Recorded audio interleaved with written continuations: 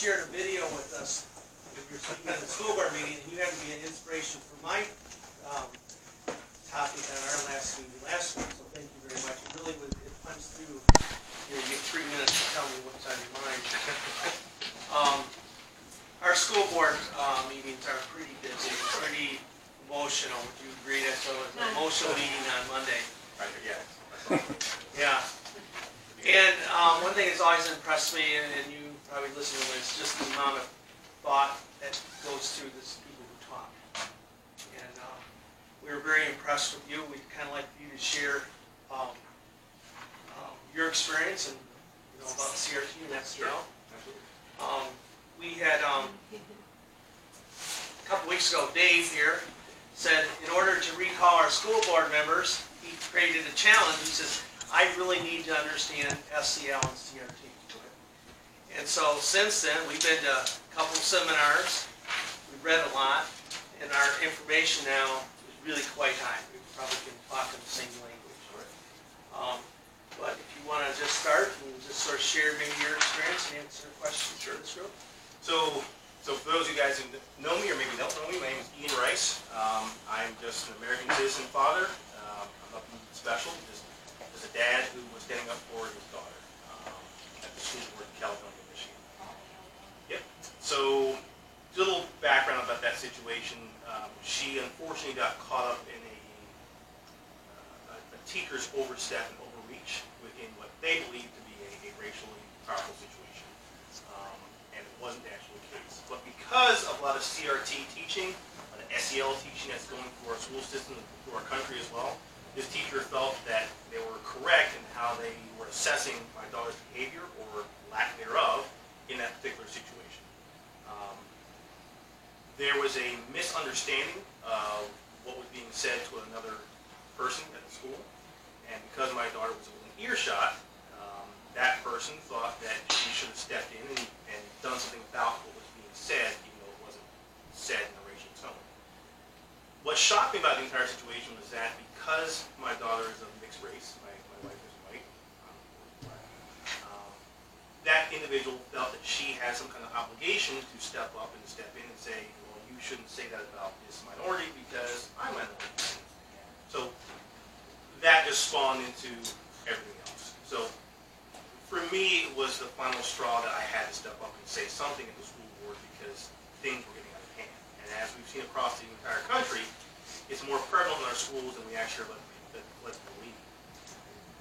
CRT, for all intents and purposes, is, and should still be, unfortunately it's not, a course that's taught in our upper echelon of education, so the collegiate level. Colleges teach that course as a way for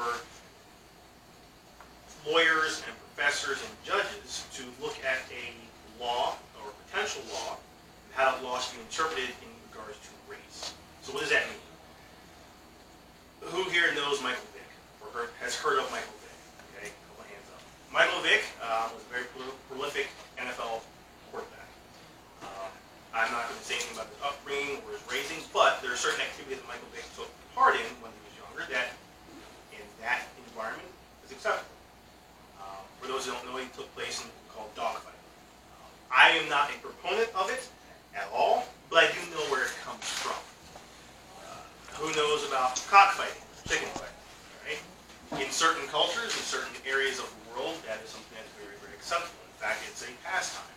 But if you come here to the U.S. and you try and participate in those things, as Mr. Vick found out, those things are highly frowned upon and it's illegal. Again, it's not something I condone at all, but I understand it.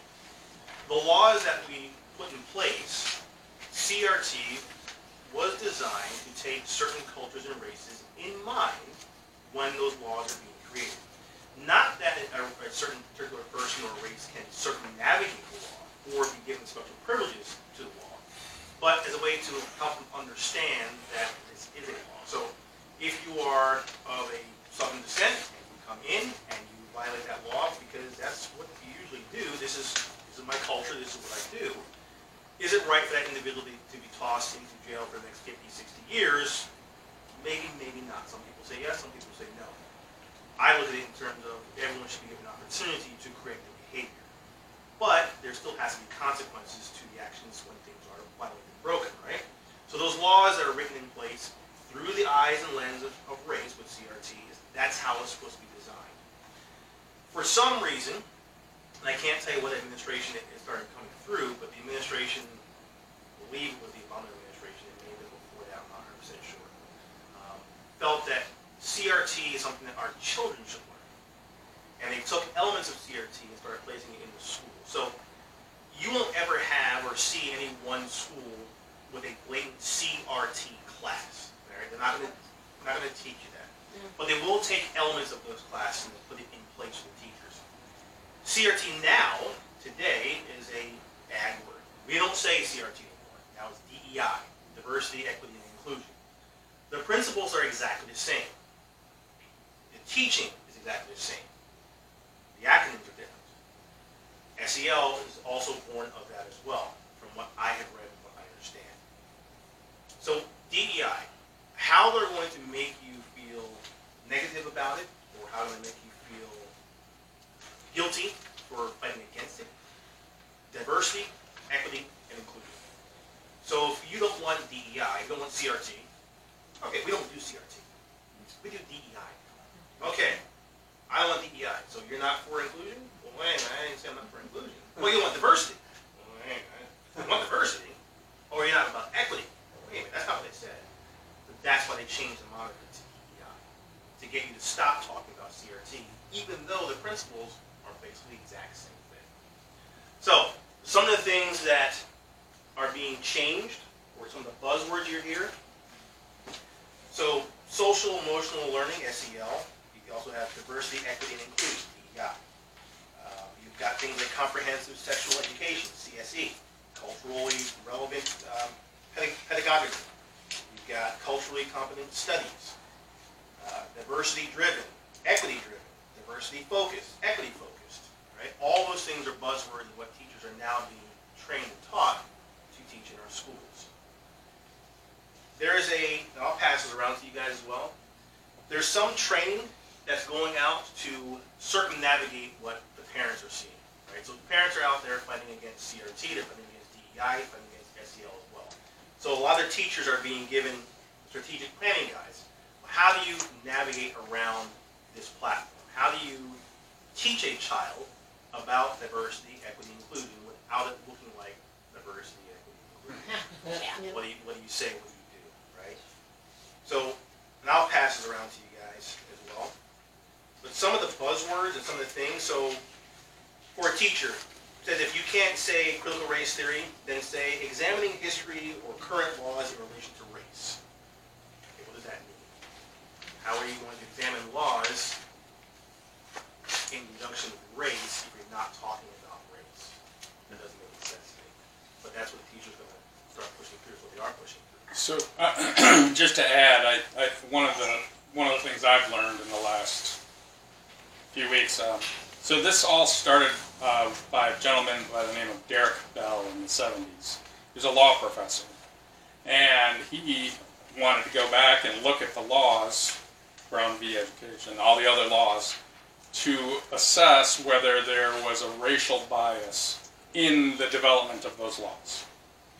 And so he was a champion of this cause for many, many years. He died in 2011, but it has continued on past the time when he was investigating Supreme Court decisions and other laws on the books that had a racial undertone to them. And I don't disagree with some of those teachings and processes and changes. Agreed. Obviously, we evolve as a nation, I think as a human culture, and I don't look at race, and I have my son here, I don't teach my daughter and my son specifically about black and white. Right? I teach them about humanity first. I teach them about Christ first. They will learn other things on their own, and I and my wife will guide them through. I also often tell my kids that we are simply like cattle chutes. That's all we are. We stay solid on the outside, and you kids will bounce on the inside, back and forth, but you're going to keep moving forward. We're going to keep you steady here. That's how I teach my children. I don't purport that for anyone else. That's just what I do.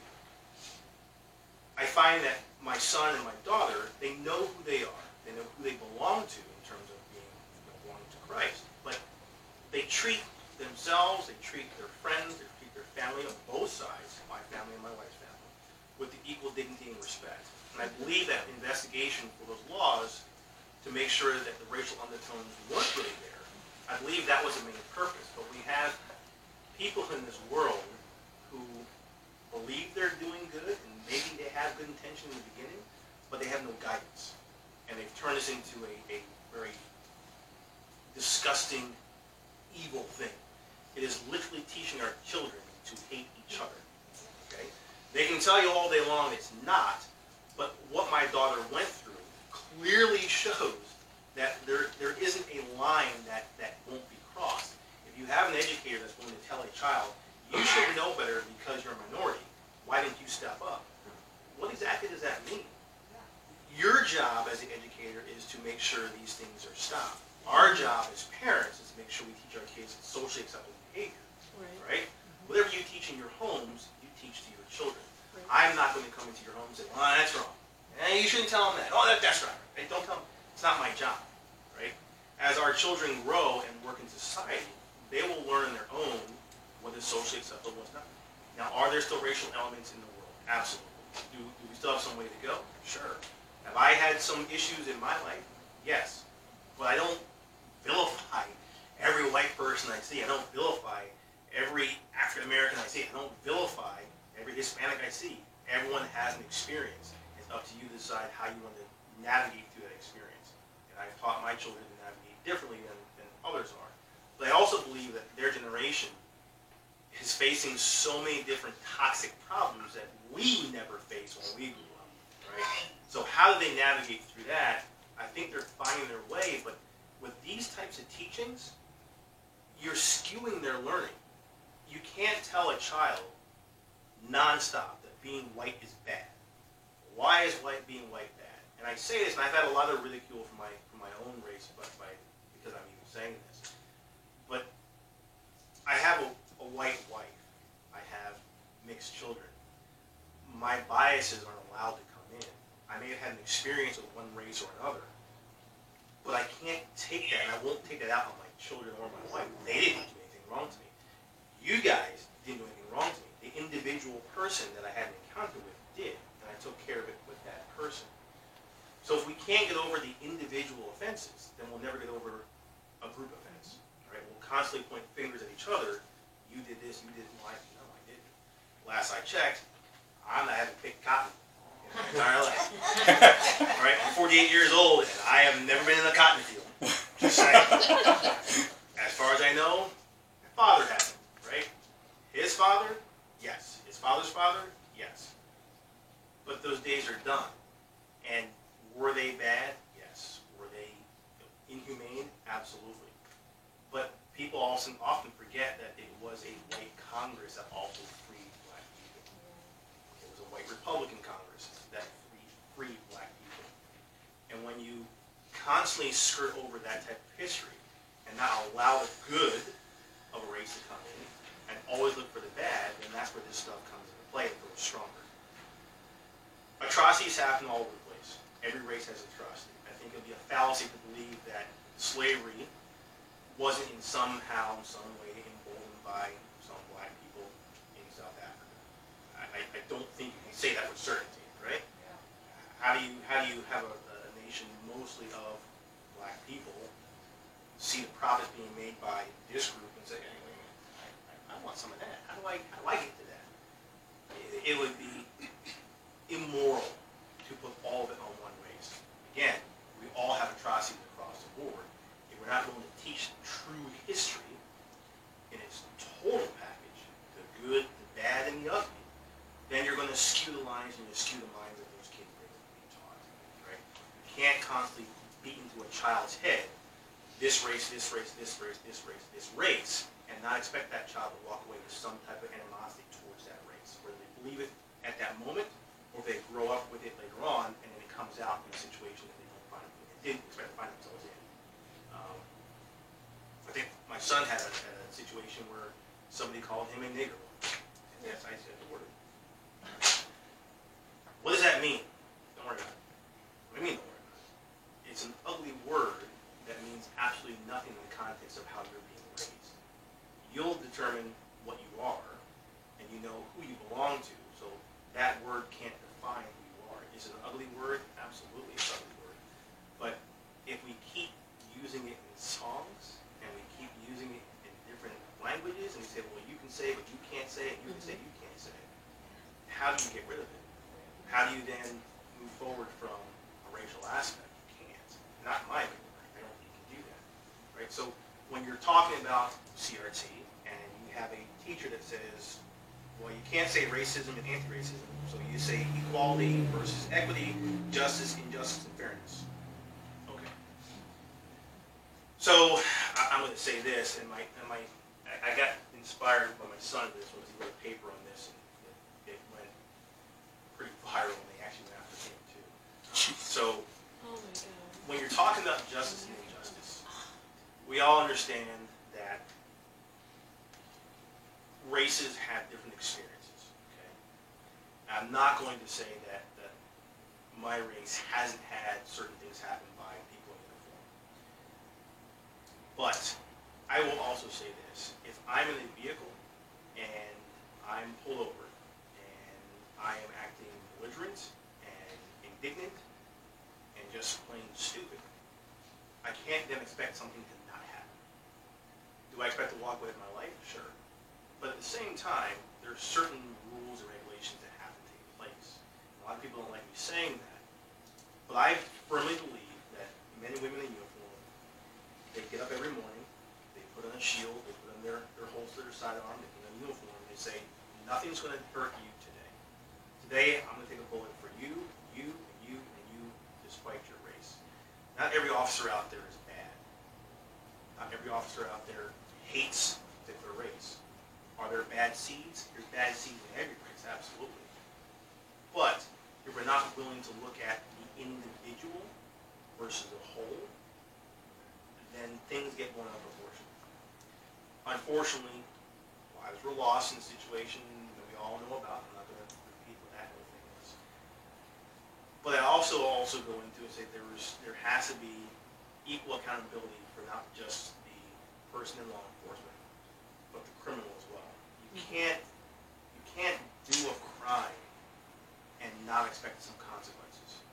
I do expect to walk away with my life, but if I'm out robbing and stealing and dealing drugs, at some point if I get caught, I can't expect to be let go simply because of my race. It doesn't work. That's not a civilized society, in my opinion. And again, I've been vilified a lot for even saying that, but that's the reality. Now, there are bad seeds out there, and I will say there are differences in how I've taught my son and my daughter when law enforcement comes up that you do different things. Is it fair? No, it's not fair. But it is a reality. Do I believe it will change? It has changed and can change? Absolutely. But we as people have to allow that change to take place. If you're not willing to let that change take place, then you're going to continue on the same process. You're going to have people step up and say, don't pull me over, don't shoot me, don't this, don't. Well, nobody said anything about that at the time. But now you're going to elevate the situation to another level that didn't have to be elevated to. And now you have a situation that you shouldn't have had in the first place. Right? So my son actually wrote a paper on that, and it went pretty nasty. He had other schools calling for his expulsion, and so forth and so on. So I tipped my hat to my son because he stood proud and stood tall and said, maybe how I wrote this wasn't mature. Maybe how I wrote this could have been worded differently. But I stand behind everything I wrote. I stand behind the principles, I stand behind the context, I stand behind my ideals, because that's how he was taught. SEL is another...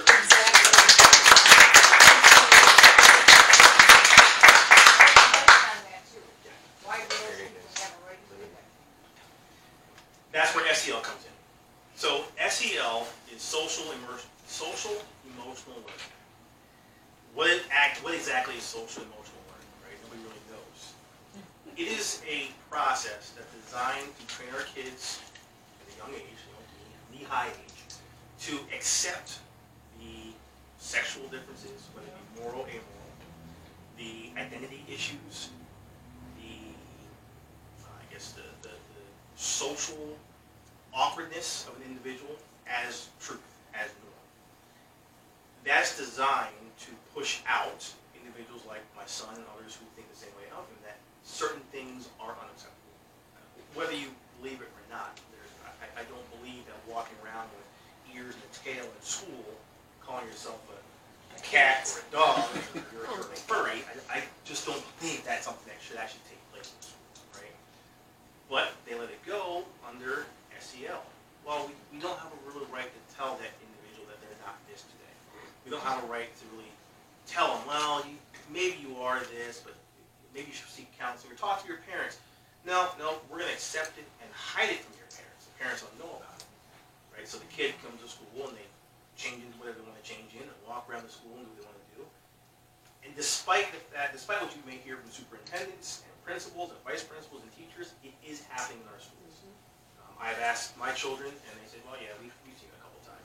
It may not be as prevalent as it is maybe on YouTube or TikTok, the way they exacerbate everything on those sub-channels. But there are children walking around in that type of garb. There are individuals who will go into the other sex bathroom and claim, well, today I feel like this. Okay, well, have you gone through the medical procedures? Nope, haven't. Okay, have you told your parents about it? Nope, haven't. Okay, have you declared that you? Nope, I haven't. Today I just feel like this. Okay, so you are a individual who believes you're the other sex, though you like the sex of the bathroom that you're going in. You like the individual in there, so technically you're a straight person playing a role.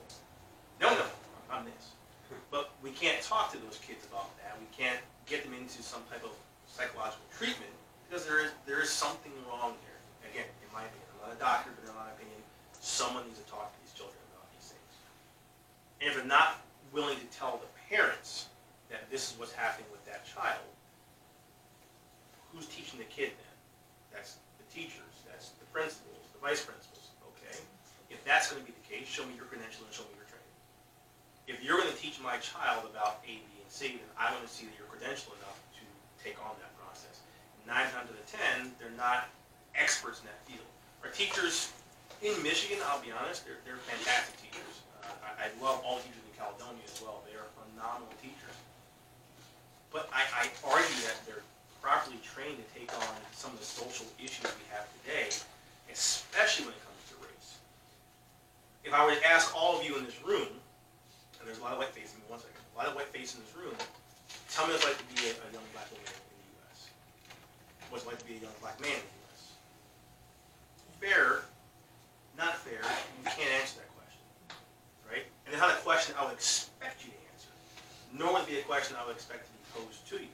But that is where our schools are going. They want to teach our children about racial issues, racial injustice. Okay? How are you teaching our children that? Is it from a pure history standpoint of what's happened in history, in its total package, not from one race or the other, but from humanity? Or are you coming at it from a racial issue, a racial perspective? Because if that's the case, then I want to see your black card. I want to see your white card. I want to see your Asian card. Like, show me these things that's going to help you teach my children about their race, their background, their ethnicity. You can't do that.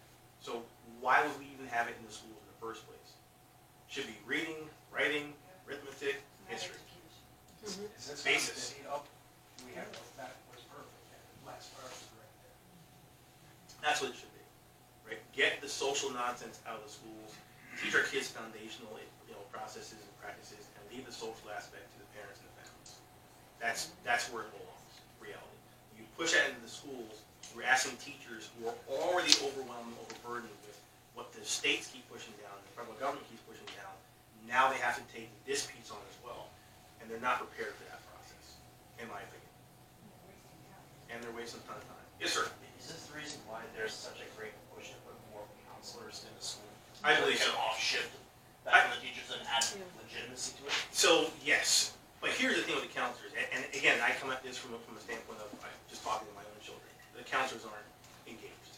So they have counselors in school now, they're not engaged. If a child goes to a counselor, they don't get the help they're asking for. To add on to that from a student perspective from Caledonia, I can't say for other schools, but for us, we actually have to make appointments with our counselors. So we have to go to our student office and scan a QR code and set up an appointment with our counselors. that is then planned a week later after we set that appointment. So if we need help, we probably couldn't walk into the counselor directly because they probably aren't in our office. And I'm almost complete with my junior year, and I've met my counselor for my last name group because we go by our last names in alphabetical order. I haven't met my counselor. I've met my counselor once for scheduling, but I'm given different counselors because my counselor's not there half the time. So we have to make appointments with counselors that then handle our problems later down the road. So with the counselors, so the question then has to be asked, if you're gonna put counselors in school, what's gonna be their role? Is it to pull a child out of a classroom setting in that moment to help them through a social problem? Is it to say, hey, your life's okay, you're good? The suicide rate in our schools is high, and I do commend a lot of our superintendents. They have done some amazing things with mental health. Like, they really have. I can't dispel what they've done. They've done some great things. But if you're going to put counselors in school for the purpose of helping our children, then what are you doing now with the existing counselors you have now? If that's the issue, what have you done to tackle that issue? Other than, we'll just bring more people in. Okay, what's the plan with those people then? Because I haven't heard that myself. I've asked that question. All right, great. You're going to use more tax dollars to bring in more psychologists. Okay, that's great. I have no problem with that. What's the plan then? How is it going to be different? How is it going to be better? Just because you have more doesn't mean they're going to be more engaged. What is the actual plan? And if you're bringing them in for CRT, SEL, DEI training, who's training them? And what's that person's credentials? So I can tell you a week before the school season actually started with our school system, our school district, the teachers all went to a week-long CRT training. What are you learning in a week that's taking generations to be embedded in our heads, right? What could you possibly teach a teacher who's already going through a year's worth of lesson planning, right? Their classrooms are busting at the seams in some schools. Now you're asking them to do this CRT training nonsense. And their first day in the school, hey, what's your pronoun? How is that relevant to chemistry? Yeah. It's because their ultimate goal is to turn teachers into counselors, so that parents cannot then say, you're not trained to deal with the mental health issues of my child. So that the teacher can say, oh yes I am, I went to this training, I went to this, look at me, I'm the counselor. That's the goal, and it's even in the MDE's plan, it's in Whitmer's blueprint, it's all over the place if you look for it. Yep. And any school district has taken the ESSER funds as well. Yes. I was just There's a gonna say string that, attached to that, right. that they have to teach Yes. elements of CRT. And again, 51%. I'm calling it CRT, but they have to teach the elements of CRT in the school system if they take an ESSER fund. And I can tell you that our superintendent has flat out told us numerous times, if there's money he can get, he's going to take it. Does not matter if the strings are attached, he's going to take it. Yes, ma'am. and that relates to anybody who takes, any politician that takes money, federal money, they have to subscribe to whatever the federal program is, and we all know, since Joe Biden was elected, and Governor Whitmer is, I mean, she's like chomping at the bit to be his next in line, that's where it goes. So I'm gonna urge everybody in the room to pay attention to the state of education, this, State of Michigan Board of Education is gonna be on the ballot, and pay attention to that race. Yeah. Absolutely. So the question I have to ask then is, what is the school system going to do when the pendulum swings the other way? I think in reality, we're going to look at the red wave here, right, in midterms. So when that happens, not yet, when that happens, what are they going to do when the pendulum swings the other way, right? So do we start all over again with our kids? And this is the problem with putting social aspects like that into our schools. The kids are now scarred. Well, I'm in this box. Well, now I'm being told to go over here in this box. Well, I don't go over here in this box. In the meantime, you've got China, you've got India, you have Russia. Their kids are learning foundational practices, and they're surpassing our children by leaps and bounds. So I argue then, we're not creating a nation of critical thinkers and leaders and entrepreneurs. We're creating a nation of laborers. There's nothing wrong with being a laborer, but if you're training all of our youth to be that, to work for other countries, to produce things for other countries, where's our nation going at that point, right? And a lot of people, again, in my opinion, you have to put everything together in its proper context. The CRT, the DEI, the SEL, all that's designed to containerize our children. But a level of child abuse.